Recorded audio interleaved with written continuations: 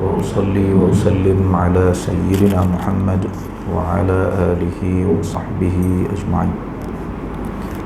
سبحانك لا علم لنا إلا ما علمتنا إنك أنت العليم الحكيم. رب اشرح لي صدري ويسر لي أمري واحلل عقدة من لساني يفقه قولي. Yang dikasihi Tuan Imam Jabatan Kuasa Surau, seterusnya tuan-tuan muslimin muslimat yang dikasihi, yang dirahmati Allah Subhanahu wa taala sekalian. Malam ni tuan-tuan, kuliah saya nak mula dengan ucap tahniah pada pengantin baru kita. Tuan-tuan tak tahu bang, pengantin baru kita darah manis ni lah orang kata no. Tuan-tuan darah masam pahit lah. Barakallahu lahumah. Semoga Allah Subhanahu wa taala berkati kahwinan saudara Ustaz Muhammad Nazih baru-baru ni, insya-Allah. Malam ni kita masuk hadis yang ke-19. Sambil-sambil itu peringat jugalah kita masih lagi dalam bulan haram, iaitu bulan Rejab, yang mana bulan ni bagaimana yang disebut oleh para ulama. Imam Qurtubi kata amalan jahat kita digandakan dosa. Amalan dosa kita ni berganda-ganda akan dihukum esok di hari akhirat kelak. Begitu juga segala kebaikan yang kita buat pada bulan ini akan diberikan pahala berlipat kali ganda oleh Allah Subhanahu wa taala. Jadi kalau siapa-siapa nak rujuk bagi lebih, boleh rujuk dalam tafsir Al-Imam Al-Qurtubi ayat yang ke-36 surah At-Taubah. Jadi bulan ni bulan kita memperbanyakkan amal, bulan di mana kita kena menjauhkan diri kita daripada dosa, insya-Allah. Hadis 19 ni panjang sikitlah malam ni tuan-tuan. Dan hadis ni cerita ni tuan-tuan, kisah kewafatan Nabi kita sallallahu alaihi wasallam. Dan malam ni tak boleh elak daripada cerita politik ni tuan. Okeylah. Boleh tak? Okey, kita tengok saja insya-Allah. Qala haddatsana Ismail ibnu Abdullah. Qala haddatsana Sulaiman ibnu Bilal an Hisham ibni Urwah. Qala akhbarani Urwah ibnu Zubair an Aisyah radhiyallahu anha زوج النبي صلى الله عليه وسلم أن رسول الله صلى الله عليه وسلم مات وأبو بكر بالسنح. قال إسماعيل يعني بالعالية. Kisah ni tuan-tuan diceritakan sendiri, iaitu kisah kewafatan Nabi kita sallallahu alaihi wasallam sehingga akhirnya Sayyidina Abu Bakar terlantik menjadi khalifah umat Islam oleh Sayyidatina Aisyah radhiyallahu anha. Aisyah isteri Nabi. Aisyah ada bersama-sama ketika mana Nabi kita sallallahu alaihi wasallam mengembuskan nafasnya yang terakhir di atas ribaannya sendiri. Bahawa Rasulullah sallallahu alaihi wasallam mati, meninggal dunia, wafat. Dan pada ketika itu Abu Bakar tak ada. Hari kewafatan Nabi iaitu hari Isnin. Nabi kita lahir hari Isnin, meninggal pun Isnin juga. Kira-kira matahari tinggi dah sikit, panas dah pada ketika itu. Hari Isnin bertepatan pada 12 hari bulan Rabiul Awal. Nabi lahir 12 Rabiul Awal, meninggal pun 12 Rabiul Awal. Hak khilaf sangatnya ialah hari Nabi sallallahu alaihi wasallam lahir. Ada orang yang mana pada ada ulama yang kata tarikh lain. Yang popularnya 12 dan satu lagi dalam kitab Ar-Rahiqul Makhtum 9 hari bulan Nabi sallallahu alaihi wasallam dilahirkan. Jadi khilaf ni kecil ya. Kita tinggalkanlah persoalan tersebut, kita tulislah kita duk sambut, duk peringat hari kelahiran Nabi 12 hari bulan tu tak salah. Sebab ramai para ulama yang berpendapat Nabi memang lahir pada 12 hari bulan Rabiul Awal. Abu Bakar duduk di mana? Pada hari tersebut Abu Bakar duduk di Sunnah, As-Sunnah, iaitu di Aliyah. Kawasan Aliyah ni kawasan dekat dengan Quba lah ni. Kawasan tu namanya kawasan Al-Aliyah. Kan kurma, orang dah beli kurma Ajwah Aliyah tu kawasan tu lah. Okay. Pasal apa Abu Bakar duduk itu? Pasal Abu Bakar ni dia ada isteri lain lagi. Selain daripada Ummu Ruman, dia ada isteri lain lagi yang sabit, yang pastinya salah seorang isteri Abu Bakar ialah Asma binti Umais, iaitu bekas isteri Ja'far bin Abi Talib. Jadi bila Ja'far meninggal dunia dalam perang Mu'tah, ada 4-5 orang, Abu Bakar pergi menikah dengan isteri dia. Nikah dengan siapa-siapa menjadi tradisi pada ketika itu. Itulah cara nak membantu janda-janda yang kematian suami, tambah pula suami mati syahid dalam perang, dia pergi ambil isteri dia, jaga anak-anak dia tu. Lah kita nak buat taklif bini kita marah, saya bawa bini belakang, saya lagi dia kuti mampu. Tuan-tuan baca lagi sejarah. Abu Bakar mati pula kan, Abu Bakar wafat, Ali pula ambil Asma. Jadi macam tu pula buat. Kita tak sampai tahap tu kan. Kita tak mampu buat. Kita pun tak mampu, masyarakat kita pun tak mampu terima lagi suasana tersebut. Tapi itulah yang terjadi, sejarah yang perlu kita sebut baliklah bagaimana cara mereka jaga. Jadi bila Sayyidina Abu Bakar tak ada, Rasulullah sallallahu alaihi wasallam wafat, faqama Umar yaqul, wallahi ma mata Rasulullah sallallahu alaihi wasallam. Abu Bakar, Umar, tuan-tuan, Sayyidina Umar dia ada, dan dia tahu dulu lagi daripada Sayyidina Abu Bakar As-Siddiq radhiyallahu anhu, dia tak boleh terima kewafatan Nabi ini. Bagi dia Rasulullah belum mati lagi, belum wafat lagi. Tu cuma Nabi pengsan. Bahkan Nabi akan bangkit semula. Sebab pada ketika ni tuan-tuan, antara isu-isu yang masih tak selesai lagi ialah isu al-munafiqun. Orang munafik masih ada. Jadi tak kalah Nabi wafat dalam keadaan golongan munafiqun tu ada. Jadi dia tak diterima persoalan tersebut. Jadi salah seorang yang tak boleh terimanya ialah Sayyidina Umar, sebab sayang sungguh dia kat Nabi sallallahu alaihi wasallam. Sebenarnya tak pelik mana pun, ada kita pun berlaku di kalangan masyarakat kita yang sayang sangat pada suami dia, sayang sangat pada isteri dia, dia tidak terima. Dia rasa dah tak mati. Macam itulah yang berlaku kepada Sayyidina Umar bin Al-Khattab radhiyallahu anhu, sehingga dia bangun, dia bersyarah depan orang ramai dalam Masjid Nabawi. Dia tak bagi siapa pun kata Nabi wafat. Dia kata, demi Allah, Rasulullah tak mati lagi. Wallahi ma mata Rasulullah sallallahu alaihi wasallam. Qalat Aisyah cerita lagi.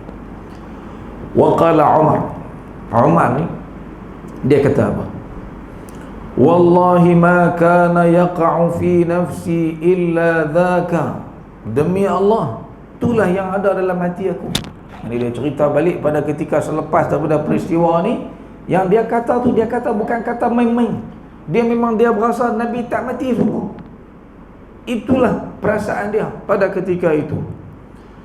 Wala yab'atsannahu Allah. Allah pasti akan membangkitkannya.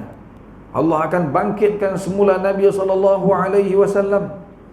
Fala yaqta'anna aydiya rijalin wa arjulahum.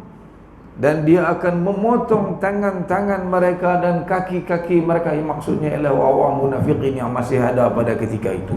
Ada lagi beberapa munafik semasa Nabi sallallahu alaihi wasallam wafat, tuan-tuan. Faja'a Abu Bakrin, lalu Abu Bakar mai. Abu Bakar ni dia lambat, tahu tengah hari lah, barulah dia tahu tentang berita kewafatan Nabi kita, Nabi Muhammad sallallahu alaihi wasallam. Abu Bakar pun mai daripada sunnah, daripada al-aliyah. Dia mai dia buat apa tuan-tuan? Dia masuk jumpa Nabi sallallahu alaihi wasallam, masuk ke rumah Rasulullah, ke bilik Sayyidatina Aisyah radhiyallahu anha. Fakashafa an Rasulillah sallallahu alaihi wasallam faqabbalah. Dia mai jenazah Nabi sallallahu alaihi wasallam ditutup dengan kain.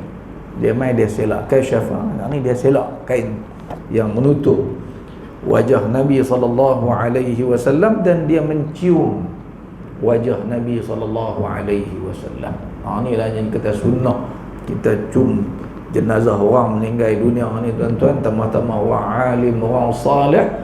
Salah satunya perbuatan Sayyidina Abu Bakar As-Siddiq radhiyallahu anhu ketika dia menziarahi Rasulullah sallallahu alaihi wasallam yang baru sahaja kembali ke rahmatullah. Qala, bila dia cium wajah Nabi sallallahu alaihi wasallam, dia kata, bi abi anta wa ummi. Ini kalimah orang Arab yang menggambarkan dia sayang sangatlah kepada seseorang. Aku tebus engkau dengan ayahku dan ibuku. Nabi pun bila sayang kepada para sahabat tertentu, nak gambarkan sayang tu, Nabi akan guna perkataan ini. Dalam peperangan Uhud, Nabi sebut, payah Nabi nak sebut menghimpunkan kedua-dua, mana ayah, mak, mana sanggup tebus mak ayah ni kerana dia, mana sayang sungguh dah kat kawan tu, sayang sungguh kan. Macam itulah ucapan yang diucapkan oleh Abu Bakar As-Siddiq radhiyallahu anhu kepada Nabi. Bahkan para sahabat tuan-tuan bangga kalau Nabi kata lagu tu kat depa. Maknanya Nabi gambarkan sayang kepada dia. Bi abi anta wa ummi. Aku tebus ibu dan ayah aku kerana engkau ni. Sanggup tebus ayah kita ni. Gambaran tu mubalaghah lah, berlebihan lah, tapi itulah cara nak gambarkan sayang dan kasih kepada seseorang. Bi abi anta wa ummi tibta hayyan wa mayyitan. Engkau senantiasa dalam keadaan baik wahai Rasulullah, sama ada engkau hidup ataupun engkau mati. Tibta hayyan, hayyan makna kamu masih hidup. Kamu hidup ni pun, masa kamu hidup dulu pun keadaan kamu sangat baik wahai Rasulullah. Kamu meninggal dunia, mati dah pun, jadi mayat dah pun, kamu tetap dalam keadaan yang terbaik.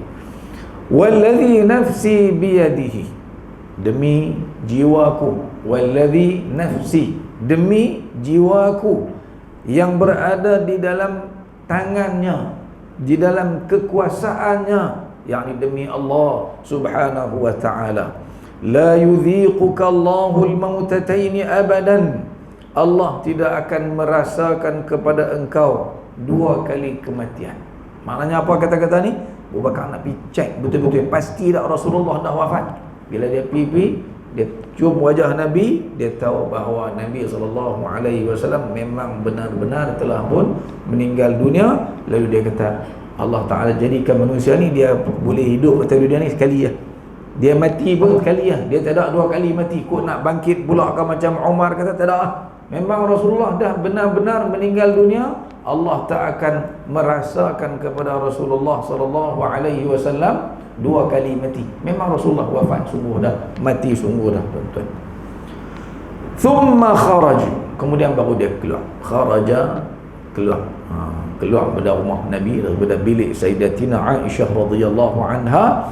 Faqala, baru dia tuju pi kepada Sayyidina Umar bin Al-Khattab radhiyallahu anhu ni, awak keluar pedang ni,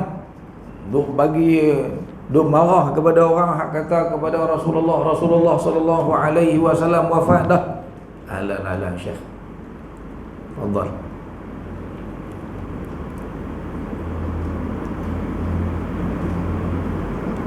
Faqala ayyuhal halif ala rislik. Dia pergi kepada Abu Bakar, kepada Sayyidina Umar bin Al-Khattab. Dia kata, ayyuhal halif, wahai orang yang bersumpah. Sayyidina Umar lah, dia bersumpah-sumpah dia Nabi tak mati, Nabi tidak wafat. Ala rislik, sebentar kamu, bisa bagi aku bercakap. Falamma takallama Abu Bakrin jalasa Umar.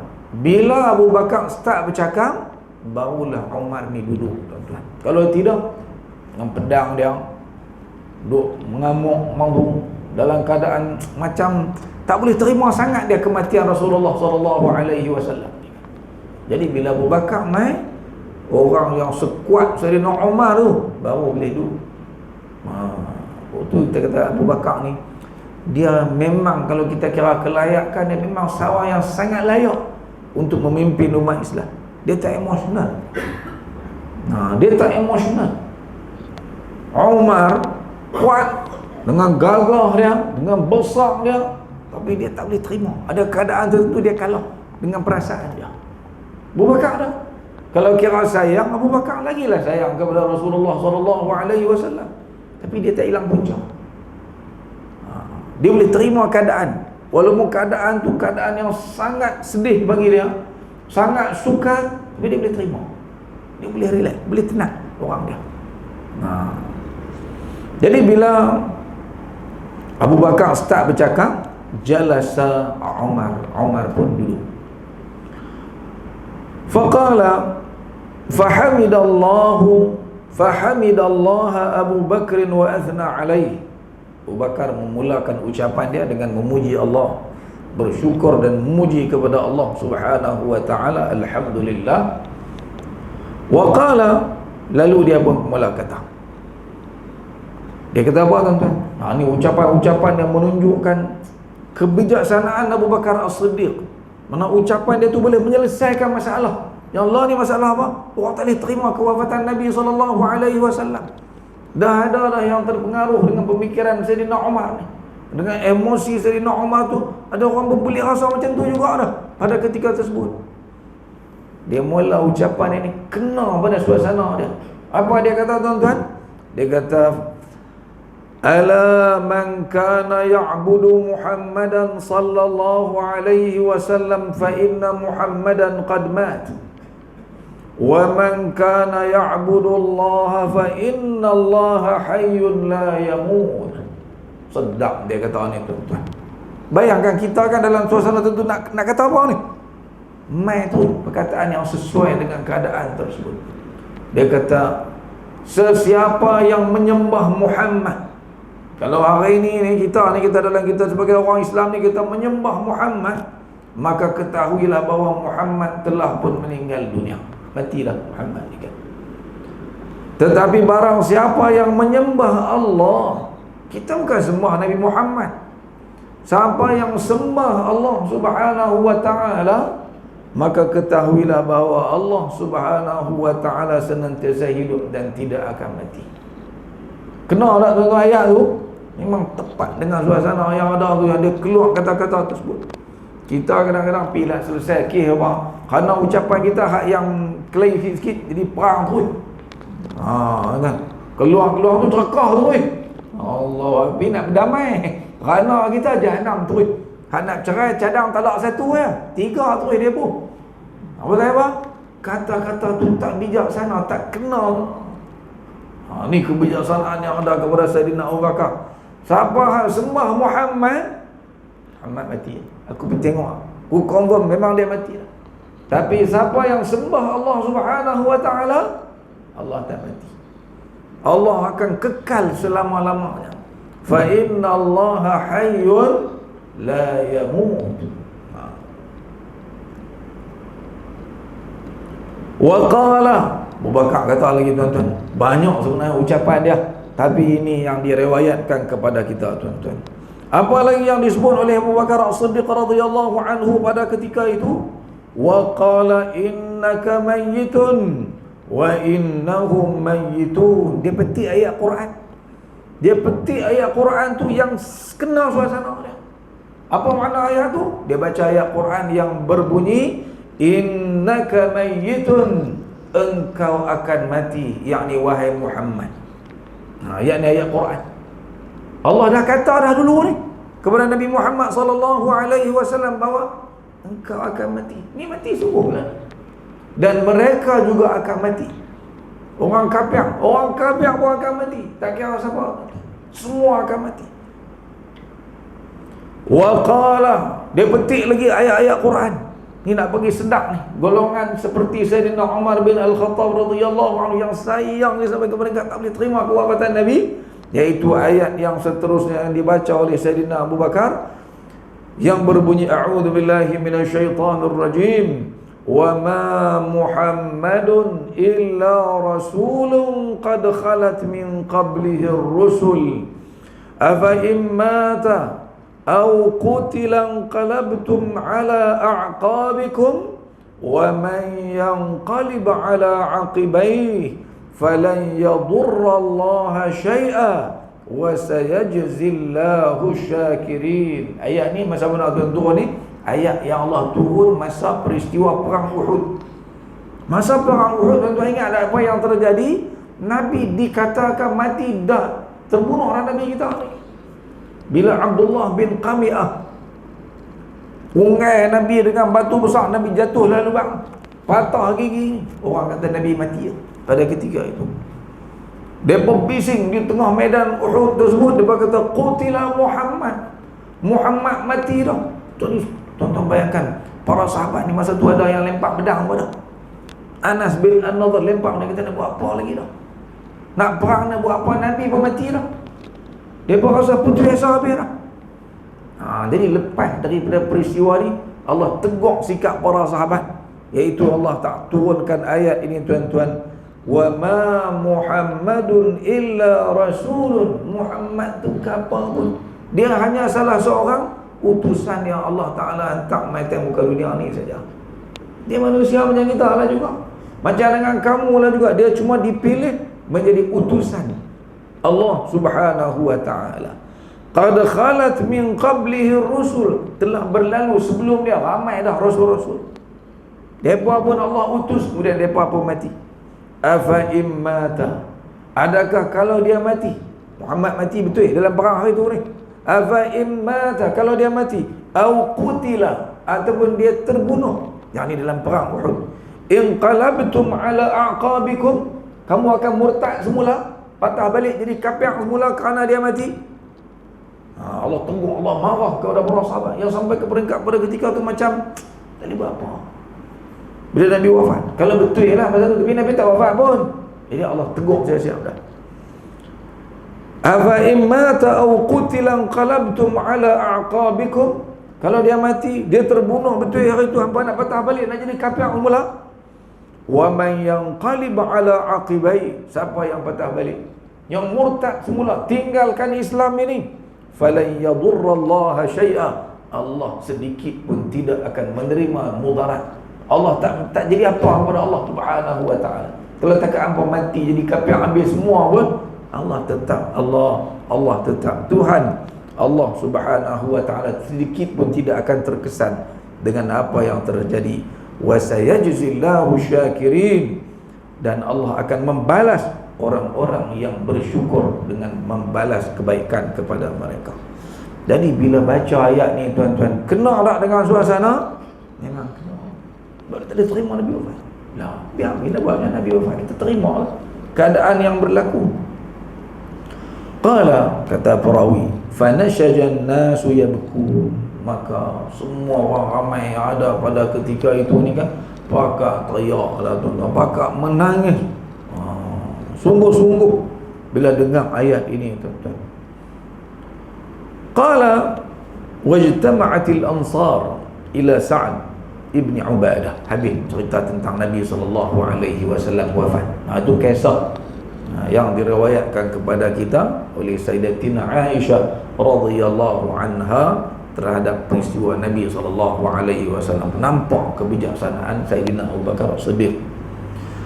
Jadi bila Nabi SAW wafat hari Isnin, jadi sehari itu tuan-tuan, esoknya duduk sibuk dengan Nabi SAW, nak ramai ziarah, kan, pada ketika itu nak menyempurnakan segala kewajipan terhadap Nabi SAW. Kemudian orang semayang jenazah Nabi ni tak putus-putus, sebab semayang dalam rumah, masuk 10 orang keluar, masuk 10 orang, berapa orang yang celui lah.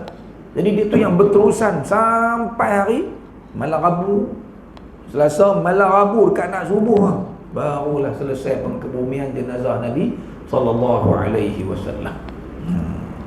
Jadi pada ketika itu tuan-tuan, di satu pihak lagi berlakulah isu politik ni.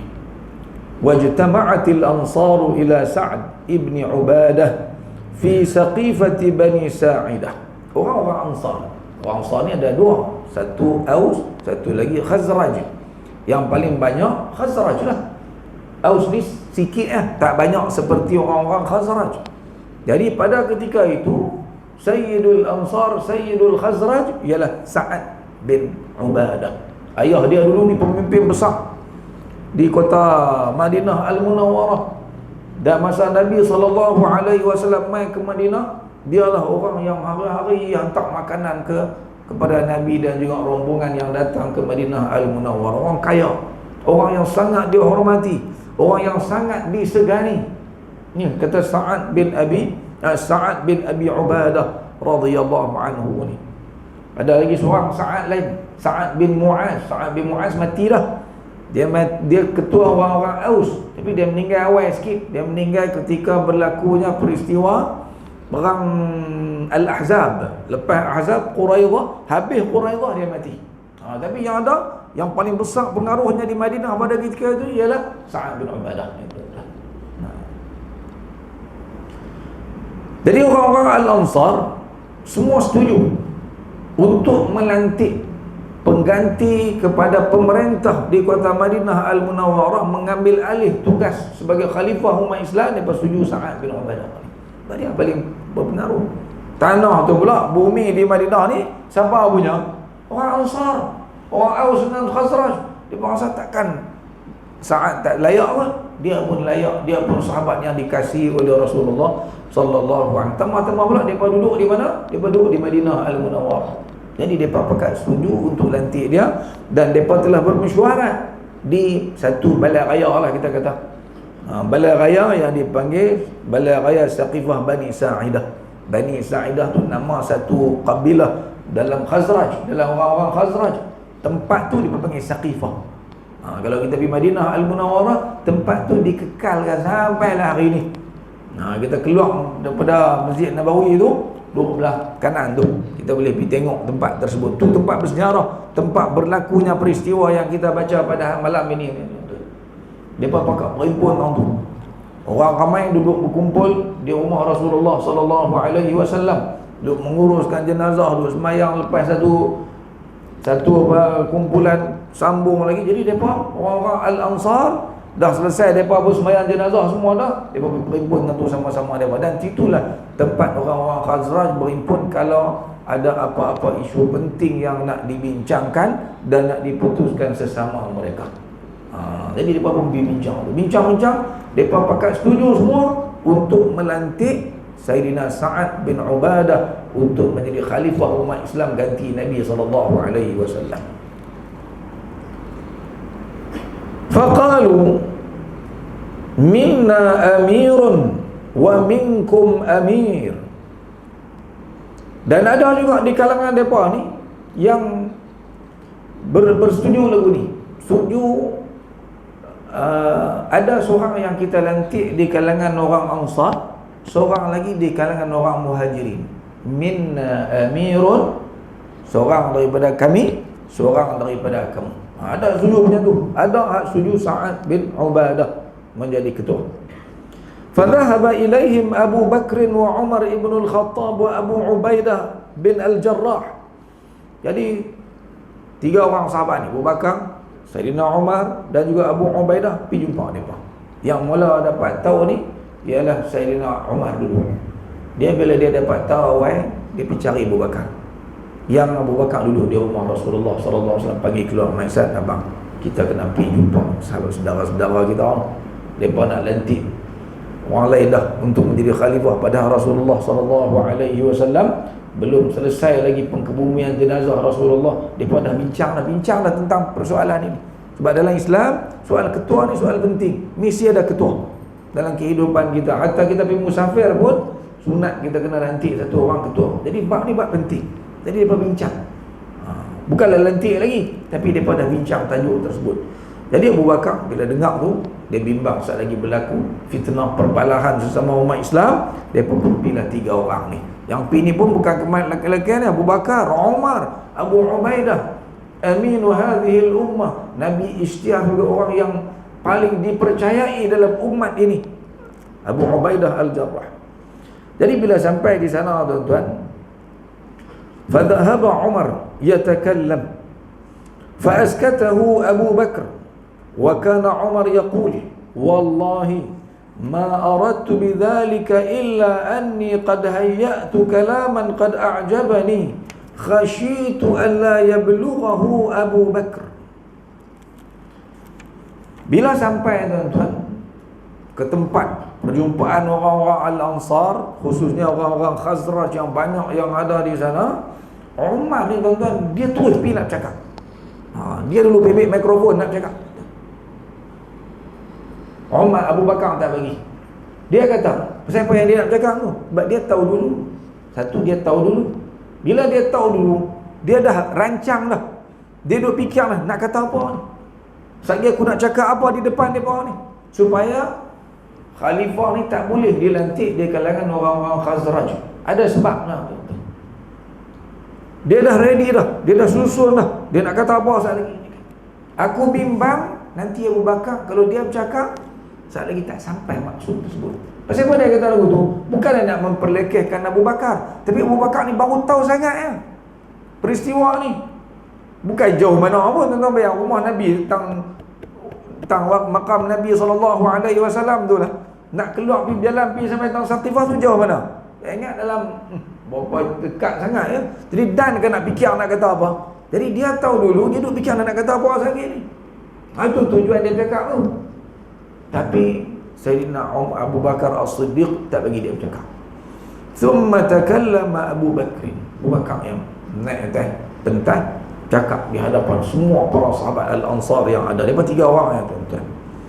Fatakallama ablaghan nas. Lalu Abu Bakar ni bila dia bercakap kalam dia tu sangat-sangatlah baligh, sangat-sangat sesuai, kena pada tempat. Ni kebijaksanaan yang ada kepada Sayyidina Abu Bakar As-Siddiq radhiyallahu anhu. Faqala fi kalamihi. Jadi kalau kita buka banyak lagi kita hadis nanti kita akan jumpa banyak lagi lah ucapan Sayyidina Abu Bakar. Cuma had ni sebahagian yang diriwayatkan kepada kita melalui Sahih Al-Bukhari ini. Antara ucapan Sayyidina Abu Bakar As-Siddiq ialah nahnul umara wa antumul wuzara. Tak boleh kamu yang jadi pemimpin. Tak boleh juga satu ketua daripada kamu, satu ketua daripada, tak boleh. Orang Islam tak boleh macam tu. Tapi macam mana? Kami kena jadi ketua orang-orang Muhajirin. Bahkan mesti orang Quraisy pada ketika itu. Sebab ada lagi riwayat lain yang Nabi kita SAW mempertegaskan al-a'immatu min Quraisy. Nak jadi pemimpin ni mesti Quraisy. Di Malaysia kan? Dah. Ni cerita pada ketika itu, pada zaman tu, di tempat tu, di Mekah, di Madinah, di Jazirah Arabiyah, dia kena orang Quraisy yang menjadi ketua. Pasal apa tuan-tuan? Pasal semua bangsa Arab, mainlah daripada mana pun, kalau Quraisy yang jadi ketua, semua orang boleh terima. Pasal apa tuan-tuan? Pasal sejarah. Umat manusia ni dia tak boleh pisah dengan sejarah. Sejarah dia orang Quraisy dihormati, disayangi daripada zaman siapa? Qusay bin Kilab. Qusay bin Kilab ni tuan-tuan, siapa? Tuan Nabi lah, Muhammad bin Abdullah bin Abdul Muttalib bin Hashim bin Abdul Manaf bin Qusay bin Kilab. Qusay ni sebelum zaman dia, orang-orang Quraisy semua tuan-tuan duduk di luar kota Mekah. Duduk sana, duduk sini. Tak ada yang duduk di kota Mekah, tak ada siapa pun. Siapa yang bawa balik orang Quraisy ke kota Mekah? Qusay bin Kilab. Dia pun sebelum tu duduk di Syam. Tapi akibat satu peristiwa dia balik ke kota Mekah. Dia duduk di Mekah, dia menikah dengan anak ketua orang Mekah pada waktu itu daripada kabilah Khuza'ah, nama Hubba binti Ulay. Nikah pak mentua saya, sebab dia baik, sayang sungguh kat dia ni, sayang sebab dia yang tolong pak mentua dia, ketua yang jaga Kaabah pada ketika itu. Sehingga akhirnya pak mentua dia bila terlalu sayang kat dia, tengok dia belah dari sudut kepimpinan tak ada siapa boleh lawan dia, dekat-dekat nak mati dia bagi kunci Kaabah kepada Qusay, kat menantu dia seorang ni. Menyebabkan orang-orang kabilah Khuza'ah pakak mengamuk, marah. Macam mana boleh pergi bagi kunci Kaabah, mana lambang kekuasaan pada ketika tu, pergi bagi kat Qusay, bagi pak mentua dia. Satu, dia memang kerja bagus, dan yang keduanya, dia keturunan siapa? Qusay bin Kilab, keturunan pembina Kaabah. Siapa bina Kaabah? Ibrahim, Nabi Ismail alaihi salam dulu ni. Ni keturunan dia, balik mai sini bagi kat dia. Dia pun tak boleh terima sampai ke peringkat berlaku peperangan antara Qusay dengan orang kabilah Khuza'ah. Qusay bin Kilab ni, dia pergi himpun semua orang-orang Quraisy yang ada kat luar tu, dibantu oleh keluarga belah pak tiri dia daripada Syam. Akhirnya mereka berjaya kalahkan orang Khuza'ah, menang orang-orang Quraisy. Jadi sejak daripada peristiwa tu, kekuasaan kota Mekah ni balik semula ke tangan orang Quraisy. Dialah Qusay bin Kilab. Lalu dia panggil semua orang Quraisy mai duduk di Mekah balik. Itulah sejarah. Sebab tu gelaran dia Mujammi' kepada Qusay bin Kilab ni. Apa makna Mujammi'? Mujammi' ni ialah orang yang bertanggungjawab menghimpunkan, mengumpulkan semua orang Quraisy di kota Mekah Al-Mukarramah. Jadi tanda syukurnya orang Quraisy setelah ratusan tahun lamanya orang Quraisy tinggal kota Mekah, tak duduk dah di Mekah, lah boleh balik mai duduk kota Mekah. Sayyidina ataupun apa nama Qusay bin Kilab ni tuan-tuan, apa dia buat?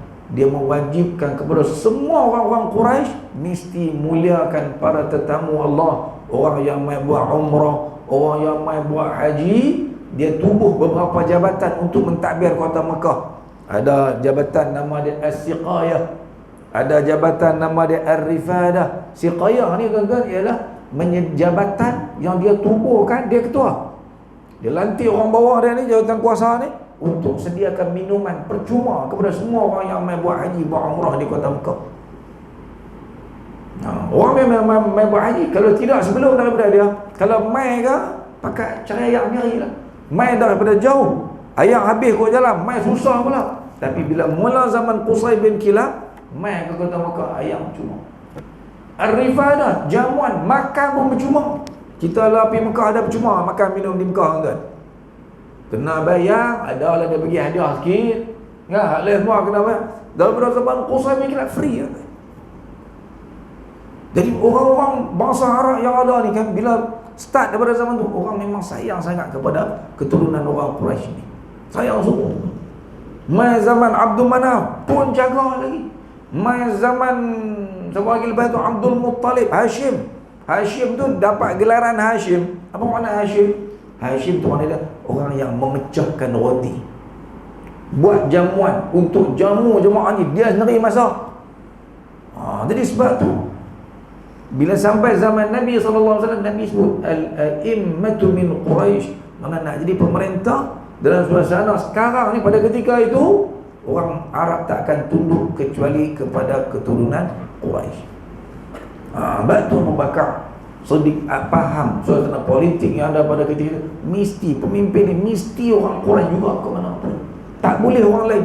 Betul lah di Madinah tu yang paling berkuasa, yang pegang tampuk pemerintah ni orang-orang Khazraj. Tapi di Madinah ya, kalau keluar dari Madinah, pergi sampai ke Mekah, pergi sampai Taif, pergi sampai ke Yaman tu, orang tak diterima.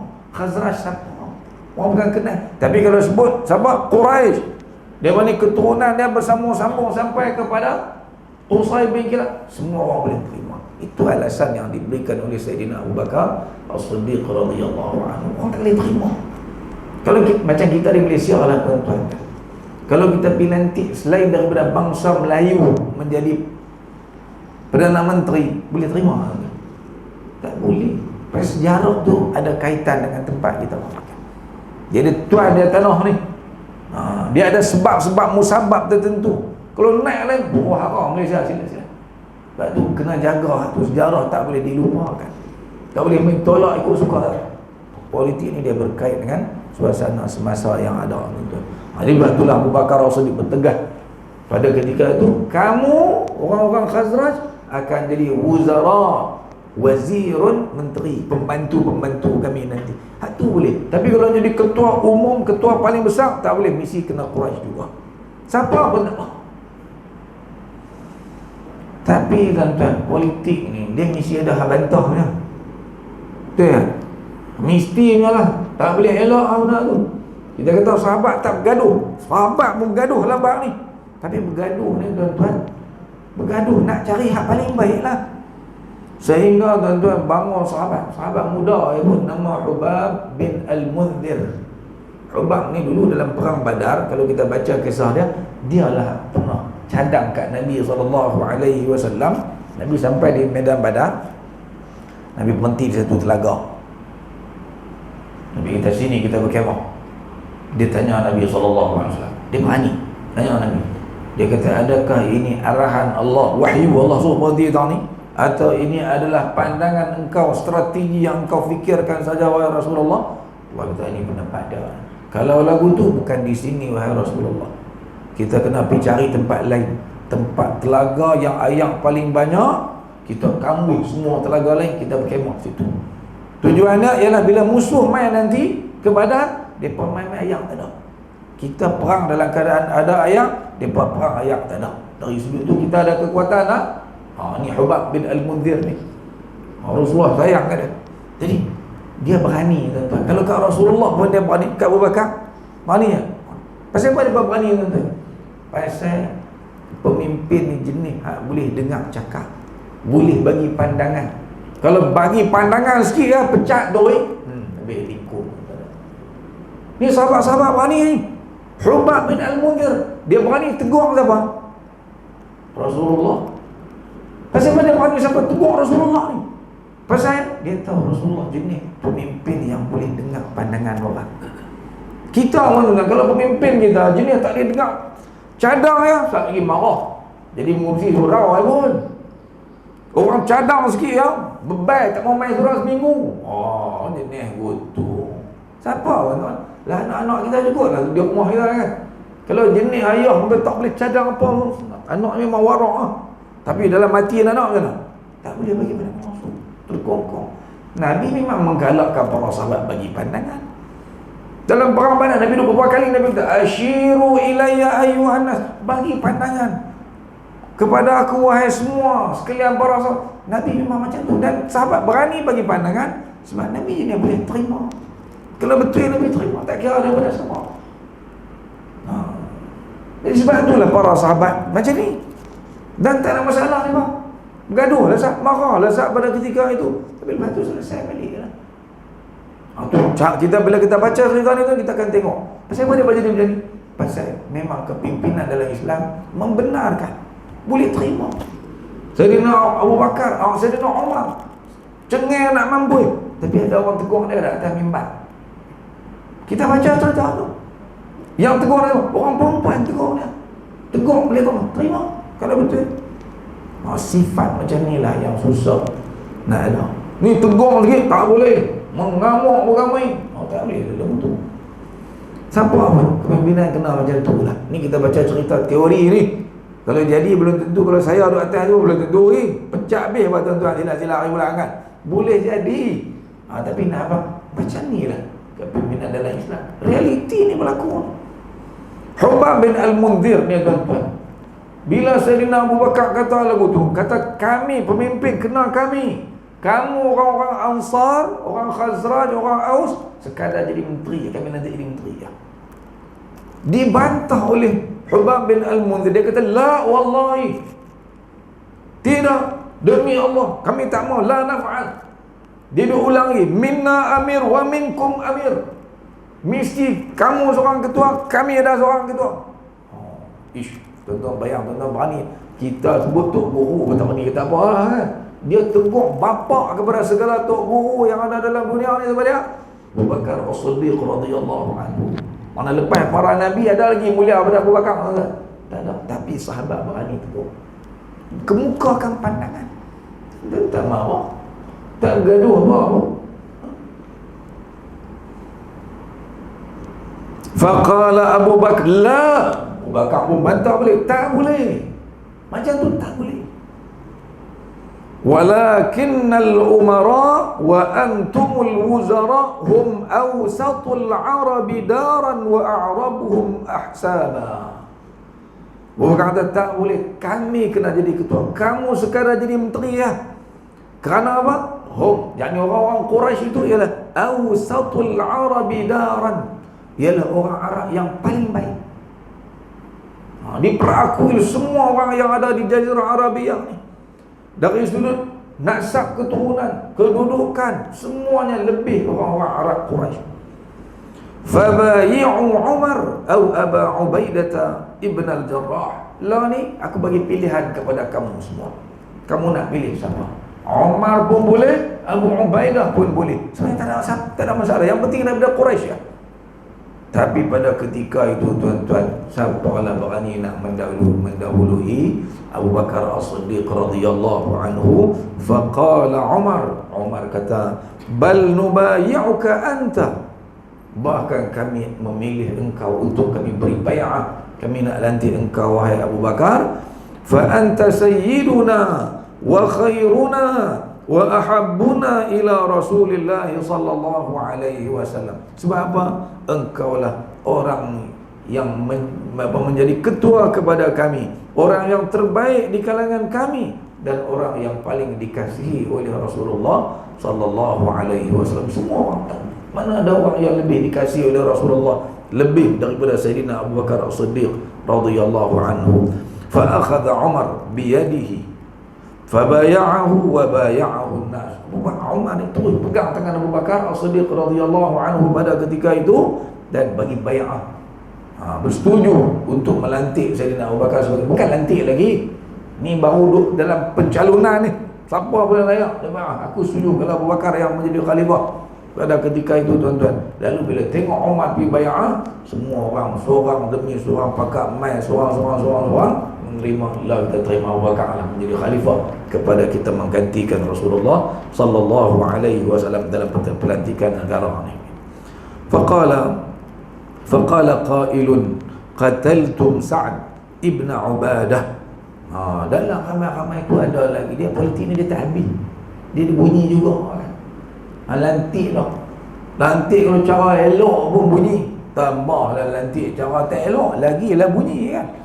Ni zaman Nabi ni berlaku ni, dia bunyi juga. Ada juga faqala qailun, ada orang kata, alang ramai-ramai itu, dengan pelantikan ini hampa telah membunuh Sa'ad bin Ubadah. Sa'ad bin Ubadah ni waktu tu dia sakit, orang nak setuju dia demam, duduk selimut orang tu. Jadi dia kata, hampa telah membunuh dia. Bayangkan perasaan dia dah dipersetujui oleh kaum dia untuk dilantik jadi khalifah. Tentu orang lantik orang lain, seolah-olah kita bunuh dia. Lalu Sayyidina Umar jawab tuan-tuan pada kita bila dia dengar, dia kata qatalahu Allah. Uish, kasar bahasa ni tuan-tuan ni. Kalau terjemah tuan-tuan, moga Allah bunuh dia. Tu dia betul. Allah politik ni dia jadi. Tapi itu doa spontan yang keluar daripada mulut Sayyidina Umar bin Al-Khattab radhiyallahu anhu, yang nak menggambarkan bahawa kita kena lupakanlah persoalan tersebut. Wa qala Abdullah ibn Salim an Az-Zubaydi qala Abdur Habilah, cerita tu Habilah tuan-tuan, masuk riwayat yang kedua. Riwayat yang seterusnya ni balik Sayyidah Aisyah, dalam ini ada perincian sikit masa Rasulullah sallallahu alaihi wasallam nak wafat. Dan riwayat yang kedua ni Aisyah kata syakhasa basarun Nabi sallallahu alaihi wasallam. Syakhasa ni orang Melayu kata memandang Rasulullah besarkan dekat nak wafat tu, Rasulullah memandang pada ketika itu. Thumma qala fir rafiqil a'la, fir rafiqil a'la, fir rafiqil a'la. Tiba-tiba Nabi ucapkan satu perkataan, Nabi kata bersama dengan teman yang di atas, bersama dengan teman yang di atas. Jadi pada ketika itu tuan-tuan, Sayyidatina Aisyah tahu bahawa Rasulullah telah diberi pilih Kerana para Nabi ni tuan-tuan, dekat nak mati, memang Nabi mana pun Allah bagi pilihan kepada mereka. Nak mati kan ada lagi. Jadi dia pilih untuk meninggal dunia Allah, untuk mati, untuk bertemu dengan para malaikat, para teman yang lain pula. Lama dah berkawan dengan manusia ni kan. Kemudian dia ceritalah kisah tu yang seterusnya, sehinggalah habis kisah tersebut. Sampai habis cerita ni tuan-tuan. Jadi saya ingat malam ni sekadar saya baca kat tuan-tuan adalah dapat sedikit gambaran tentang bagaimana peristiwa yang berlaku semasa hari kewafatan Rasulullah sallallahu alaihi wasallam dan panasnya politik sebelum terlantiknya Sayyidina Abu Bakar As-Siddiq menjadi khalifah. Lepas tu tak lantik lagi hari tu. Esoknya malam tu malam tu selesai perkebumian jenazah Rasulullah sallallahu alaihi wasallam, hari berikutnya barulah mereka berkumpul di Masjid Nabawi beramai-ramai dan semuanya mempersetujui pelantikan Sayyidina Abu Bakar, dan ketika itu barulah sah Sayyidina Abu Bakar dilantik menjadi khalifah umat Islam menggantikan Rasulullah sallallahu alaihi wasallam dalam meneruskan politik pemerintahan umat Islam. Sehingga Abu Bakar ni bila dia naik 2 tahun ya, selesai masalah dalaman geng-geng munafik, golongan-golongan murtad, golongan tak bayar zakat, semua tu selesai semua tu, naik Sayyidina Umar pula. Barulah Islam berkembang seluas-luasnya pada zaman pemerintahan Sayyidina Umar bin Al-Khattab radhiyallahu ta'ala anhu wa ardah. Jadi saya rasa sekat tu tuan-tuan, akhir sekali sikit pesanan penaja lah, iaitu minyak zaitun. Saya tengok di depan tu kan, kok tuan-tuan yang berhajat nak makan minyak zaitun, sebab kami bawa minyak zaitun ni sebab minyak zaitun ni salah satu makanan yang disyorkan oleh Nabi sallallahu alaihi wasallam. Setengah-setengah makanan ni tak tahu mai hadis mana, tapi hari ni ada hadis yang jelas daripada Nabi, riwayat Ibnu Majah, riwayat daripada Imam At-Tirmidzi rahimahullahu taala, Al-Mundhiri pun sebutkan, Nabi kata kullu zait wadahinu bih fa innahu min syajaratin mubarakah. Nabi kata makanlah minyak zaitun. Makan, Nabi suruh makan. Buat lauk, dalam setengah-setengah hadis sebut i'tadimu. Buat lauk, mana bagi ada sebagai satu makanan kamu seharian kamu ni, dan berminyaklah dengannya, kerana kata Nabi sallallahu alaihi wasallam, minyak zaitun ni dia tak sama macam minyak lain. Minyak, kita kata minyak saca inci, baik tak? Baik. Memang ikut kajian banyak omega 9 dalam tu, memang baik-baik untuk baik. Tapi tak ada lah sebenarnya dalam hadis. Ada menyebut dalam riwayat mana makanlah minyak saca inci. Tak ada kot kan. Minyak kelapa darah bagus tak? Bagus. Memang banyak kebaikan yang kita perakui semua tu. Tapi hak ni lebihnya kenapa tentu minyak zaitun ni?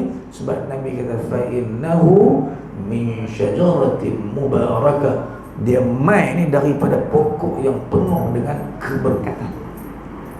Sebab tu para ulama buat kajian, macam-macam kajian, sembuh penyakit tu, sembuh penyakit ni untuk kesihatan tubuh badan kita. Stroke, kencing manis ni tuan-tuan boleh dengar doktor-doktor cakap kenapa perlunya kita mengambil minyak zaitun untuk mengelakkan penyakit-penyakit yang berbahaya dalam kehidupan kita. Jadi tuan-tuan, saya syorkanlah pada tuan-tuan untuk cuba, dan kita bawa ni daripada negara Maghribi, Morocco. Daripada Morocco, yang saya sendiri, bagaimana saya sebut bulan lepas, saya pergi tempat dia tu, pergi tengok gelang dia sendiri. Memang betul-betul setengah-setengah minyak ni sampai tak tahu pengelang mana dia. Ini memang confirm.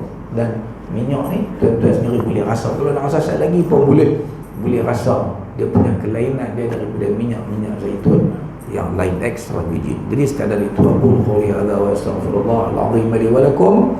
Assalamualaikum warahmatullahi wabarakatuh.